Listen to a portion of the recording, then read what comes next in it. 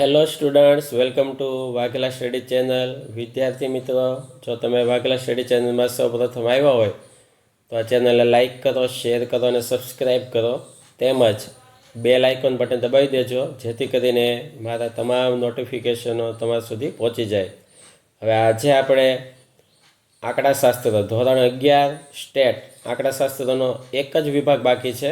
અત્યાર સુધીના વિડીયોમાં વિભાગ એ, બી, સી, ડી, ઈ બધા મુકાઈ ગયા છે. એફ વિભાગ બાકી છે, તો એફ વિભાગ આપણે શરૂ કરીએ છીએ મૂકવાનો. તો વિદ્યાર્થી મિત્રો, તમારી પાકી બુકમાં લખવા માટે તૈયાર થઈ જાઓ અને ડાયરેક્ટ મોબાઈલમાંથી તૈયારી કરતા હોય તો તૈયારી કરજો, પણ એને લખીને કેમકે આ દાખલા હોય એ વાંચવાના ન હોય, ગણીને તૈયારી કરવાની હોય. તો તમે રફબુકમાં ગણજો અને અથવા પાકી બુકમાં ઉતારી લો. તો વિભાગ એફ 15 ગુણનો છે, પ્રકરણ 3. હવે તેના દાખલાની વાત કરીએ તો જો આ રીતે 5 દાખલા છે, બરાબર. હવે 5 દાખલામાં પહેલો દાખલો છે તેમાં મધ્યક શોધવાનો છે, બીજા દાખલામાં તે મધ્યક શોધવાનો છે, ત્રીજા દાખલાની અંદર મધ્યસ્થ શોધવાનો છે અને એનું અર્થઘટન કરવાનું છે. ચોથા દાખલામાં ત્રીજો ચતુર્થક Q3 શોધવાનો છે અને પાંચમા દાખલાની અંદર મધ્યસ્થ અને 32મો શતાંશક શોધવાનો છે. હવે એના જવાબો જુઓ. વિભાગ એફ, પ્રકરણ 3. રકમ સામે રાખજો. જો આ વાતચીતનો સમય રકમમાં આપેલો હતો અને થી ઓછી આવૃત્તિ હતી. હવે વર્ગ કરીએ તો 4થી ઓછી એટલે એ 0થી 4 થાય, 8થી ઓછી એટલે 4થી 8, 12થી ઓછી એટલે 8થી 12, 16થી ઓછી એટલે 12થી 16 અને 20થી ઓછી એટલે 16થી 20. આવૃત્તિ તો પહેલાં 20ની 20, પછી 42માંથી ઉપલી બાદ કરવાની, તો 42 - 20 એટલે 22, 57 - 42 એટલે 15, 65 - 57 એટલે 8 અને 70 - 65 એટલે કે 5. કુલ આવૃત્તિ 70. મધ્ય કિંમત તો જે વર્ગ લખ્યો 0થી 4 એના પ્લસ કરી 2 વડે ભાંગવાના એટલે મધ્ય કિંમત આવશે. જેમ કે 0 + 4 એટલે કે 4, 4 ભાગ્યા 2 એટલે 2 આવ્યા. 8 ને 4 12, 12 ભાગ્યા 2 એટલે 6 આવ્યા. 12 + 8 એટલે 20, 20ના અડધા 10. આવી રીતે 4, 4નો ગેપ પડે છે ને આ મધ્ય કિંમત. એફએક્સ એટલે કે આવૃત્તિ અને મધ્ય કિંમતનો ગુણાકાર. જેમ કે 20 દુ 40, 22 × 6 એટલે 132, એવી રીતે. અને આ મધ્યકનું સૂત્ર ગણતરી x બાર બરાબર સિગ્મા fx છેદમાં n બરાબર 524/70. તો મધ્યક x બાર બરાબર 7.49 મિનિટ. દાખલા બીજાનો જવાબ. જો વર્ગ 5થી 14, 15થી 24 આ રીતે છે અને આવૃત્તિ. હવે ત્યારબાદ તેની મધ્ય કિંમત તો 14 + 5, 14 ને 5 19, 19 ભાગ્યા 2 9.5, 24 + 15 અને એને ભાગ્યા 2 તો 19.5. એવી રીતે બધાના પ્લસ કરી 2 વડે ડિવાઈડ કરવાના તો આ મધ્ય કિંમત આવશે. હવે છેલ્લું ખાનું એફએક્સનું, આવૃત્તિનો ગુણાકાર મધ્ય કિંમત સાથે. તો ટોટલ આવશે સિગ્મા fx 3600. હવે મધ્યકનું સૂત્ર x બાર બરાબર સિગ્મા fx છેદમાં n 3600/90. જવાબ આવશે 40 એકમ. દાખલા નંબર 3. મુસાફરી, દિવસોની સંખ્યા અને અસંચય આવૃત્તિ. 0થી 100, 100થી 200 આ બધી આવૃત્તિ. સંચય આવૃત્તિ લેવા માટે પહેલાં 5ના 5 લેવાના. 5 + 18, 18 ને 5 23, પછી 23 + 24 47, 47 + 7 54, 54 + 5 59, 59 + 1 60.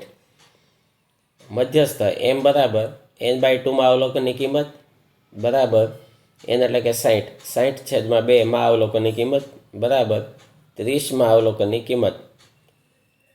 હવે સંચય આવૃત્તિમાં જોઈએ તો CFમાં 200થી 300 આવશે, તેમાં 30મું અવલોકન આવશે. જો આ 30મો અવલોકન એટલે કે સંચય આવૃત્તિમાં 30થી ક્યારે વધે છે? તો કે 47 આવ્યા ત્યારે. એ 47ની લાઈનમાં તમે આગળ વી આવો તો 200થી 300 લખ્યા તેમાં મધ્યસ્થ કહેવાય. અને તો 200 એ એલ થાય છે, એની લાઈનમાં 24 એફ થાય છે, ઉપર 23 સીએફ થાય છે. હવે આ બધી કિંમતો આપણે સૂત્રમાં મૂકીએ તો મધ્યસ્થ એમ બરાબર L plus n/2 minus CF છેદમાં એફ ગુણ્યા સી. એલમાં 200, n/2માં 30 માઇનસ સીએફમાં 23, એફમાં 24 ગુણ્યા 100. 200 બાદબાકી 7 ગુણ્યા 100 700 છેદમાં 24. બંનેનો ભાગાકાર કરીએ તો 200 વત્તા 29.17 તો મધ્યસ્થ એમ બરાબર 229.17 કિમી આવશે. અર્થઘટન કે મધ્યસ્થ એમ બરાબર 229.17 કિમી, તેથી 50% દિવસોની મુસાફરી 229.17 કિમી કે તેથી ઓછી હશે. દાખલા નંબર 4. મુસાફરી, દિવસોની સંખ્યા અને મધ્ય કિંમત જે હતું તે Q3 3 n/4 માં અવલોકનની કિંમત જો આ રીતે તો 60 ભાગ્યા 4 15 15 તેથી 45 45માં અવલોકનની કિંમત સંચય આવૃત્તિમાં જોઈએ તો 45થી વધે છે ક્યારે? તો કે એમાં 47 જ વધે છે. 47ની લાઈનમાં આવીએ તો 200થી 300 થાય તો 200 એલ, તેની લાઈનમાં 24 એફ ઉપર 23 સીએફ બનશે. હવે બધી કિંમતો સૂત્રમાં મૂકીએ તો Q3 બરાબર L plus 3 n/4 minus CF છેદમાં એફ ગુણ્યા સી.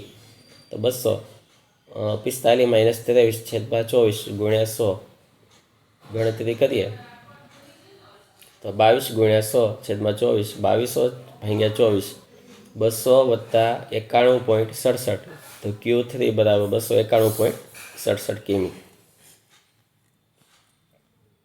દાખલા નંબર 5. ઉંમર, આવૃત્તિ, સંચય આવૃત્તિ. સંચય આવૃત્તિ કરીએ તો પ્લસ પ્લસ કરતો જાનું 11 વત્તા 14 25 25 વત્તા 22 47 47 વત્તા 15 62 62 વત્તા 8 70 70 વત્તા 6 76 76 વત્તા 4 80. મધ્યસ્થ એમ બરાબર, હવે આ માહિતી જે છે તેમાં સૂત્ર બદલાઈ જશે. n+1 છેદમાં 2 માં અવલોકનની કિંમત. તો n એટલે કે 80 વત્તા 1 એટલે 81 છેદમાં 2 81 ભાગ્યા 2 કરીએ તો 40.5 આવશે. તો 40.5 માં અવલોકનની કિંમત. જો 40.5 અવલોકન 40થી વધતા હોય ને ત્યાં તો 25થી મોટી કિંમત 40.5 આવશે. એટલે કે 47ની લાઈનમાં જોઈએ તો 19 આવશે ચલની કિંમત. જવાબ 19 થશે, 19 વર્ષ. હવે 32મો શતાંશાંક P32 બરાબર 32 n+1 છેદમાં 100 માં અવલોકનની કિંમત 81 છેદમાં 100 32 ગુણ્યા 0.81 તો 25.92.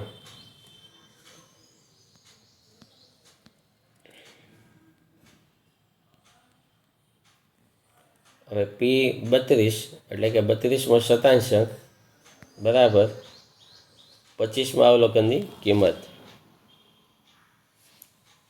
વત્તા 0.92 એટલે કે 26મું અવલોકન માઇનસ 25મું અવલોકન 18 વત્તા 0.92 19 માઇનસ 18 1 તો 18 વત્તા 0.92 તો આવશે 18.92 વર્ષ. તો આ રીતે અહીંયા વિભાગ એફનો પ્રકરણ 3ના 5 દાખલા પૂરા થયા. આવનારા વિડીયોમાં એની પછી એના ચેપ્ટરોના વિડીયો મૂકવાના છે. ટોટલી વિભાગ એફ સંપૂર્ણ આપી દેવામાં આવશે. તો તમે બુકમાં લખવાની તૈયારી શરૂ કરી દેજો. Thank you very much.